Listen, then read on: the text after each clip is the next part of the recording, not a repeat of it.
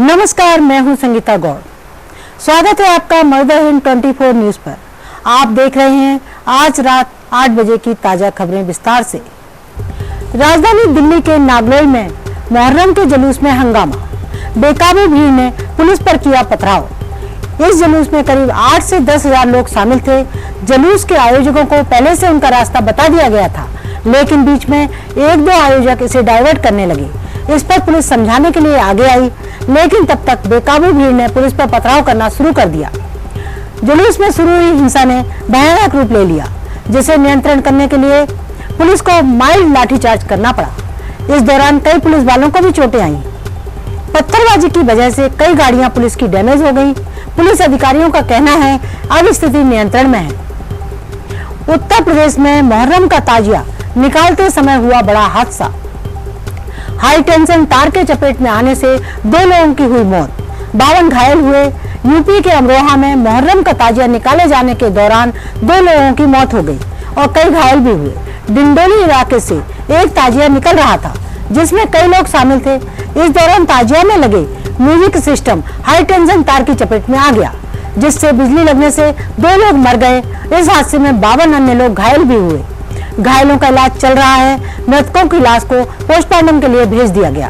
Police अधीक्षक आदित्य लंगेरी ने कहा, यह घटना डिंडोली पुलिस थाना क्षेत्र के फतेही खालसा गांव में हुई।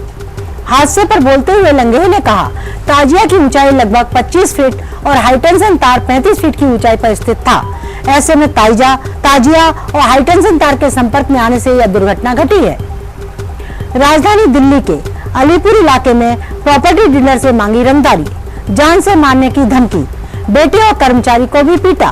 दिल्ली में एक प्रॉपर्टी डीलर से बदमाशों ने 50 लाख की रंगदारी मांगी है। पैसे नहीं देने पर कार्यालय और घर पर हमला किया। इतना ही नहीं, जान से मारने की धमकी भी दी। धमकी और हमले के बाद से डरा सहमा प्रॉपर्टी डीलर घर से बाहर नहीं निकल रहा। पीड़ित की शिकायत पर पुलिस ने मामला दर्ज कर लिया और बदमाशों की पहचान करने में जुटी है। हरियाणा के सफीदों में ट्रैफिक नियम की अवहेलना करने वालों के खिलाफ सख्त से सख्त कानूनी कार्रवाई की जाएगी। Traffic police incharge Raj Singh ने कहा। Traffic police incharge Raj Singh ने बताया कि ट्रैफिक पुलिस आने जाने वाले वाहन चालकों को रोककर उनके वाहनों की कागजात की चेकिंग की। चेकिंग के दौरान जिन वाहन चालकों के कागज पूरे नहीं हैं, उनके चालान काटे गए। जिन कार चालकों ने सीट बेल्ट नहीं लगाई, उन चालकों के भी चालान काटे गए। उन्होंने कहा, जो भी व्यक्ति वाहन चलाते वक्त यातायात के नियमों का पालन नहीं करेगा, उसको बख्शा नहीं जाएगा।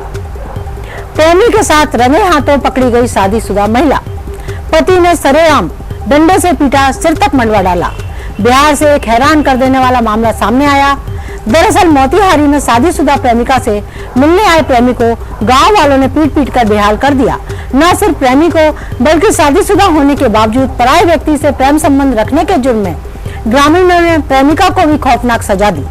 गांव वालों ने दोनों लोगों को केवल पीटा ही नहीं, बल्कि दोनों का सिर भी मुंडवा दिया। मामले के तूल पकड़ने के बाद पुलिस घटनास्थल पर पहुंची और पति को गिरफ्तार करके अपने साथ ले गई।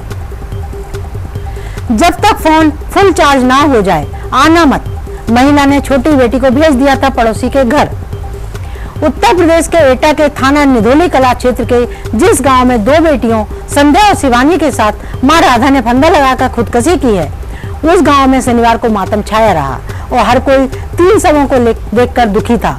पत्नी और 2 बेटियों की मौत से पिता नरेंद्र पूरी तरह से टूटा नजर आ रहा था, लेकिन वह अफसोस भी नहीं कर पा रहा।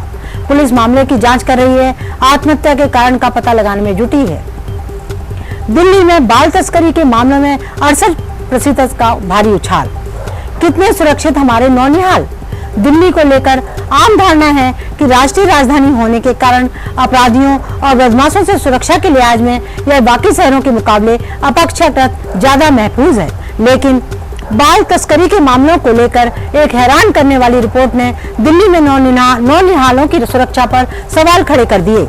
राष्ट्रीय राजधानी दिल्ली में बच्चों की तस्करी के मामलों में चिंताजनक बढ़ोतरी देखी गई। एक एनजीओ की ओर से किए गए अध्ययन के अनुसार दिल्ली में कोविड से पहले से लेकर 2022 तक बच्चों की तस्करी के मामलों में 68% की हैरान कर देने वाली बढ़ोतरी देखी गई। बच्चों की तस्करी के मामले में उत्तर प्रदेश, बिहार और आंध्र प्रदेश 3 राज्य शीर्ष पर हैं। दिल्ली वासियों ने शनिवार को ली इस साल की सबसे स्वच्छ हवा में सांस। दिल्ली में शनिवार को वायु गुणवत्ता सूचकांक 59 रहा। इससे पहले अक्टूबर के महीने में सबसे कम AQI देखा गया था।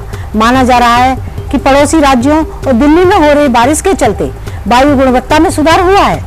दिल्ली NCR में सबसे साफ हवा ग्रेटर नोएडा की दर्ज की गई। दिल्ली में भी लंबे समय के बाद सुधार देखा गया। वहीं दिल्ली सरकार ने वायु प्रदूषण पर नियंत्रण के लिए इस बार अक्टूबर में ही ग्रेप लागू करने का निर्णय लिया है, ताकि दिल्ली वासियों को अक्टूबर माह में होने वाले प्रदूषण से बचाया जा सके। उत्तराखंड में फिर घटी मास हिस्टीरिया की घटना। कॉलेज आते ही झूमने चीखने लगी लड़कियां। स्थानीय लोग मान रहे हैं देवी शक्ति का है प्रभाव। उत्तराखंड के उत्तरकाशी के धौतरी के कमद में स्थित राजकीय इंटर कॉलेज की नई बिल्डिंग में प्रवेश करते ही करीब 1 दर्जन लड़कियां चीखने चिल्लाने लगी। लड़कियां इस तरह झूम रही थी मानो उन पर किसी और का कंट्रोल हो गया हो। मास हिस्टीरिया की इस घटना ने सनसनी फैला दी। विशेषज्ञों ने इस घटना के लिए बाढ़ से होने वाली तबाही को जिम्मेदार बताया, जबकि स्थानीय लोग मान रहे हैं देवी शक्ति का प्रभाव है।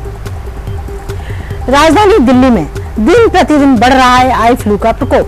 दिल्ली के शिक्षक ने बच्चों में आई फ्लू बढ़ाने पर MCD से की गुजारिश। अधिकारियों ने नोटिस जारी कर दी चेतावनी। पीड़ित शिक्षक ने चेतावनी को बताया तानाशाही। देश की राजधानी दिल्ली सहित देश के कई राज्यों में आई फ्लू से तेजी से पांव पसार रहा है। इस बीच दिल्ली के एक शिक्षक संघ ने MCD स्कूलों में बच्चों में आई फ्लू इन्फेक्शन फैलाने की शिकायत MCD से की थी, जिसके बाद दिल्ली MCD की तरफ से एक सर्कुलर जारी किया गया। साथ ही शिक्षक को भी नोटिस जारी करते हुए कहा कि सोशल मीडिया और मीडिया प्लेटफॉर्म के माध्यम से ऐसी गतिविधियों में शामिल होने पर सख्त कार्रवाई की जाएगी। नमस्कार, मुझे दीजिए इजाजत। कल फिर हाजिर होंगी देश दुनिया की ताजा खबरों के साथ। देश दुनिया की ताजा खबरें देखने के लिए आप हमारी वेबसाइट www.mardahind.com को लॉग इन कर सकते हैं। आप हमें फेसबुक और इंस्टाग्राम पर भी फॉलो कर सकते हैं। धन्यवाद।